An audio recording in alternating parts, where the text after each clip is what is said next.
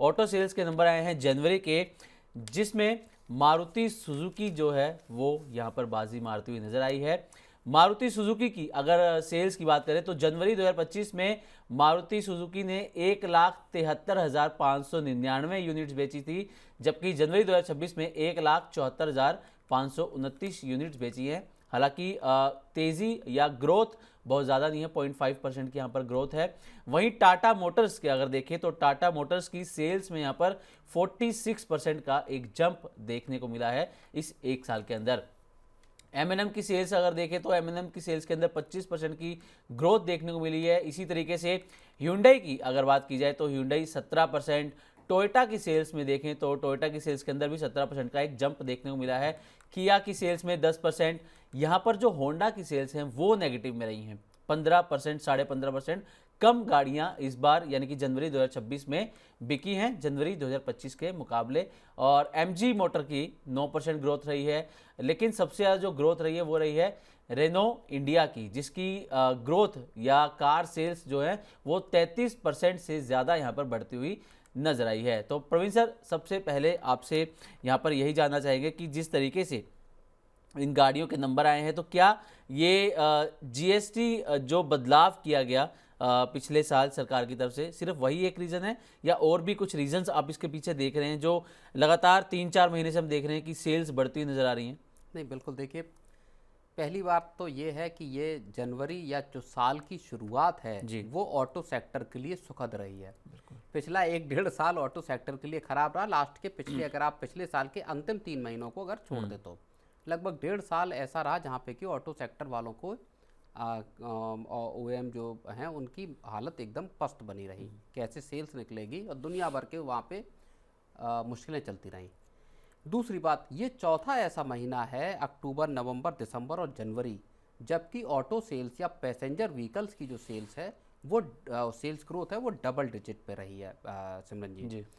तो आप समझिए कि अक्टूबर में 17% की ग्रोथ रही, नवंबर में 19% की और दिसंबर में 27% की ग्रोथ रही। अगर मंथ ऑन मंथ देखेंगे, दिसंबर वर्सेस जनवरी को अगर आप देखेंगे तो 14% की ग्रोथ है, और अगर जनवरी और 2025 के मुकाबले जनवरी 2026 को देखेंगे तो 12.5% की ग्रोथ है। तो पहला जो फैक्टर है वो तो ये है कि एक तो ऑटो सेक्टर को क्राइसिस से हम बाहर निकलते हुए देख रहे हैं। GST कट का जो 22 सितंबर को जो इम्प्लीमेंट कर दिया गया उसका सीधा सीधा असर यहाँ पे दिखाई दे रहा है, एक चीज़। दूसरी चीज़ ये है कि कारों की बिक्री का अगर आप कंपोजिशन देखेंगे सिमरनजीत, तो ये दिखाई देता है कि जिन कार कंपनियों ने ज़्यादा बेहतर कार लॉन्चिंग, बेसिकली नए मॉडल लॉन्च करना या फेस लिफ्ट लॉन्च करना, वहाँ पे हमने बदलाव होते हुए देखे हैं। अब जैसे आप देख लीजिए टाटा मोटर्स की बिक्री में 46% का इजाफा हुआ है, और दूसरी नंबर पे आ गई। अगर आप जनवरी की कार सेल्स के नंबर्स को अगर आप देखें तो सेकंड पोजीशन पे आ गई है। तीसरे नंबर पे महिंद्रा आ गई है।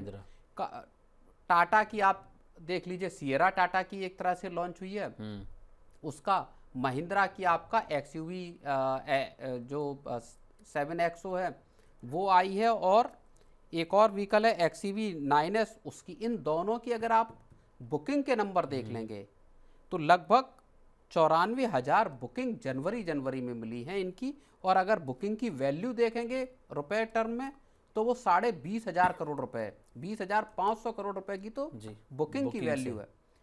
तो यहाँ पे अच्छा, इसी तरह आप देख लीजिए, चाहे आपने बात की रेनो की, रेनो ने अपनी 2 गाड़ियों को फेस लिफ्ट किया है। चाहे ड्राइवर को देख लीजिए, चाहे आप काइगर को देख लीजिए, बिल्कुल नए उनको लुक एंड फील में 2 गाड़ियाँ आई, और इस वजह से मुझे जान पड़ता है कि वहाँ पे इजाफा दिखाई दिया है। किया के साथ भी यही मामला है कि किया की भी गाड़ियों की सेल्स अच्छी खासी दिखाई दे रही है। ओके। अच्छा प्रवीण सर, पिछले अगर कुछ सालों का ट्रेंड देखें तो SUV लोगों की पसंद बनी है और छोटी कारों को लोगों ने थोड़ा सा इग्नोर करना शुरू किया, लेकिन पिछले कुछ महीने अगर देखें या कहें कि जब से ये GST बदलाव किया गया तो छोटी कारों की सेल्स यहाँ पर बढ़ती हुई नजर आई है। तो छोटी कारों पर सर जिसको लोग इग्नोर कर रहे थे, अब दोबारा से वो लोगों की पसंद बनती जा रही है। जीएसटी 28% लगता था, 18% वो सरकार ने कर दिया। तो आपको क्या लगता है कि छोटी कारों की डिमांड आगे और बढ़ने वाली है क्या, अगर यही स्थिति रहती है?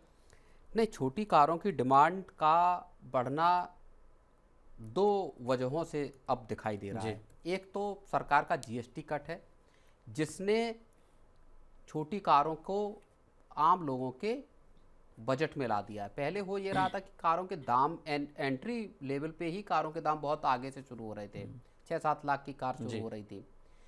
अब कारों की कीमतें कम हुई हैं, तो जो लोग फर्स्ट टाइम बायर थे उनके लिए थोड़ा आसान है। बहुत सारे लोग कारों की खरीदारी से अपने हाथ रोके हुए थे कि कारों की एंट्री लेवल पे ही प्राइसेस इतने ज़्यादा हैं कि जो है आपको गाड़ी खरीदना मुश्किल हो रहा है।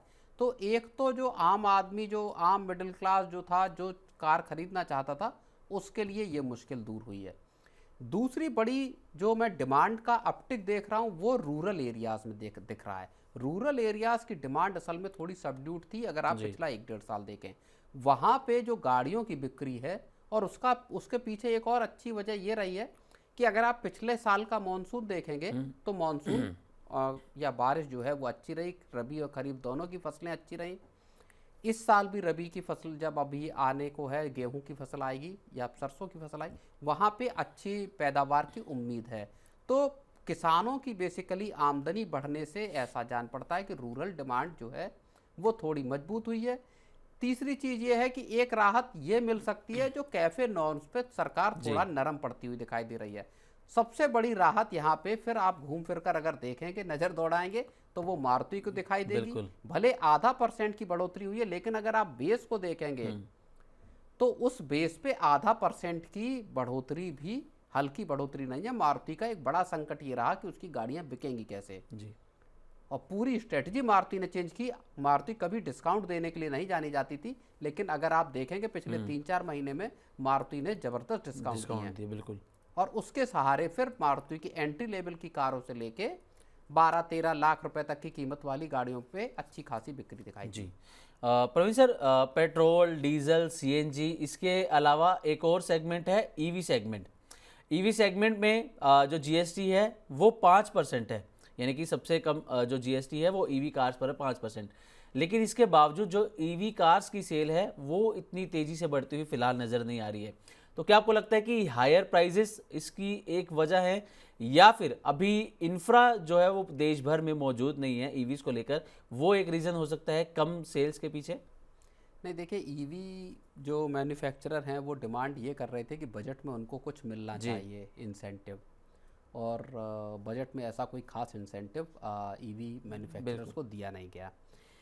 अब सरकार ने दरअसल जब जीएसटी के रेट घटाए पिछले साल, तो उसने जो आपका आईसी जो व्हीकल्स हैं, जो पेट्रोल और डीजल वाले व्हीकल हैं, इनके लिए दरअसल रास्ता खोल दिया। जिनकी डिमांड, जिनकी जो बिक्री है वो रुकी हुई थी। अब लोगों को लग रहा है कि मैं मान लीजिए 4-5 लाख रुपए या 6 लाख रुपए खर्च करने, तो क्यों ना मैं पेट्रोल डीजल की गाड़ी खरीद लूं। बिल्कुल। ईवी गाड़ी आप खरीदिए, फिर चार्जिंग के स्टेशन ढूंढते फिरिए। और कई लोगों के ऐसे एक्सपीरियंस हैं जो जिनके पास ईवी है, और उनको अगर लंबी दूरी के लिए कहीं निकलना हो तो दिमाग में हमेशा ये फिक्र रहती है कि आपको गाड़ी की बैटरी कहाँ डिस्चार्ज हो जाएगी, आपको चार्जिंग स्टेशन कहाँ मिलेगा, जो स्टेशन मिलेगा वहाँ क्या बिजली की सप्लाई होगी, क्या वहाँ गाड़ी चार्ज हो पाएगी कि नहीं हो पाएगी। तो अभी जो इंफ्रास्ट्रक्चर का मसला है ईवी का, वो अभी इस वक्त का सबसे बड़ा मसला है। बिल्कुल। वो जब तक आपका सुलझेगा नहीं, लोग ले रहे हैं, लेकिन वो ईवी जो बिक रही हैं वो दरअसल अब आपकी केवल शहरों के भीतर की रनिंग के लिए बिक रही हैं, कि आप शहर के अंदर जो मोबिलिटी है उसमें आप इस्तेमाल कीजिए। अगर आप एक शहर से दूसरे शहर जाना चाहते हैं तो वहाँ ईवी को लेकर जाने का एक डर है, या आपके पास ऑलरेडी एक गाड़ी और आपने एक एडिशनल गाड़ी के तौर पर ईवी ले ली। तो यही बिक्री अभी ईवी को लेके ईवी की है।